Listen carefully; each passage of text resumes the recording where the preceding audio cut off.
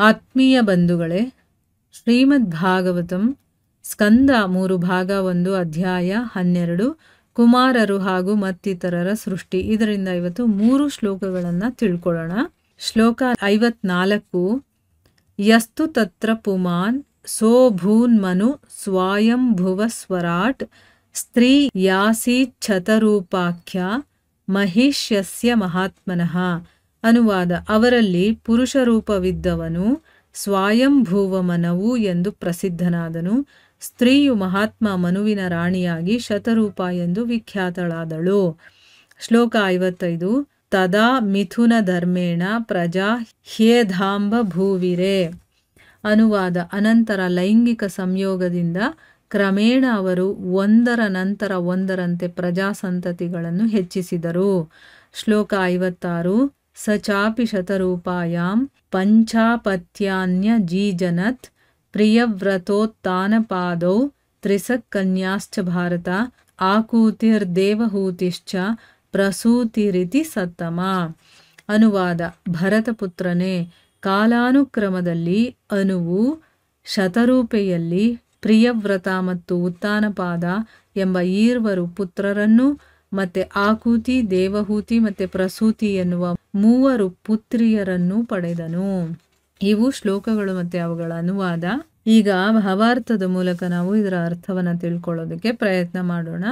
ಓದ ಭಾಗದಲ್ಲಿ ನಾವೇನು ತಿಳ್ಕೊಂಡ್ವಿ?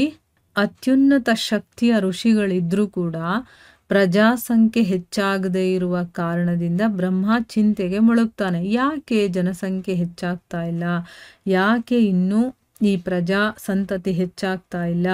ನಾನು ಇಷ್ಟೊಂದು ಸರ್ವವ್ಯಾಪ್ತನಾಗಿದ್ದೀನಿ, ಬ್ರಹ್ಮಾಂಡದಲ್ಲೆಲ್ಲ ನಾನು ವ್ಯಾಪ್ತನಾಗಿದ್ದೀನಿ, ಆದರೂ ಕೂಡ ಪ್ರಜಾಸಂಖ್ಯೆ ಜಾಸ್ತಿ ಆಗಿಲ್ಲ ಅಂತಂದರೆ ಈ ಒಂದು ದುರದೃಷ್ಟಕ್ಕೆ ವಿಧಿನೇ ಕಾರಣ, ಬೇರೆ ಯಾವುದೂ ಅಲ್ಲ ಅಂತ ಅಂದ್ಕೊಂಡು ಯೋಚನೆ ಮಾಡ್ಕೊಂಡು ಆಮೇಲೆ ಧ್ಯಾನಾವಸ್ಥೆಗೆ ಹೋಗಿ ಅವನು ಅವಲೋಕನ ಮಾಡ್ತಾ ಇರಬೇಕಾದ್ರೆ ಅವನ ಶರೀರದಿಂದ 2 ರೂಪಗಳು ಹುಟ್ಕೊಳ್ಳುತ್ತೆ.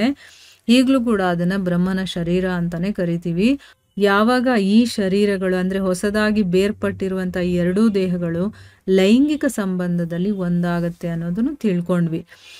ಈಗ ಮುಂದುವರೆದು ಹೇಳ್ತಾರೆ, ಅವರಲ್ಲಿ ಪುರುಷ ರೂಪ ಇತ್ತಲ್ಲ, ಅಂದರೆ ಮೀಸೆ ಇತ್ತಲ್ವ, ಅಂಥವನು ಸ್ವಯಂಭೂವ ಮನು ಅಂತ ಪ್ರಸಿದ್ಧನಾಗ್ತಾನೆ. ಈಗ ಮೊದಲು ನಮಗೆ ಗೊತ್ತಾಗ್ತಾ ಇರುವಂಥ ಜೀವಿಯ ಹೆಸರು ಯಾವುದು ಅಂತಂದರೆ ಸ್ವಯಂಭೂವ ಮನು.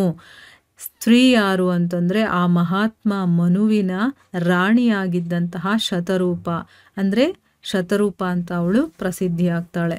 ಈಗ ಸ್ವಯಂಭೂವ ಮನು ಮತ್ತು ಶತರೂಪ ಇವರು ಈ ಸೃಷ್ಟಿಯಲ್ಲಿ ಮೊದಲನೇ ಜೀವಿಗಳು, ಅಂದರೆ ಮನುಷ್ಯ ರೂಪದಲ್ಲಿ ಬಂದಂಥ ಮೊದಲನೇ ಜೀವಿಗಳು ಯಾರು ಅಂದರೆ ಸ್ವಯಂಭೂವ ಮನು ಮತ್ತು ಶತರೂಪ.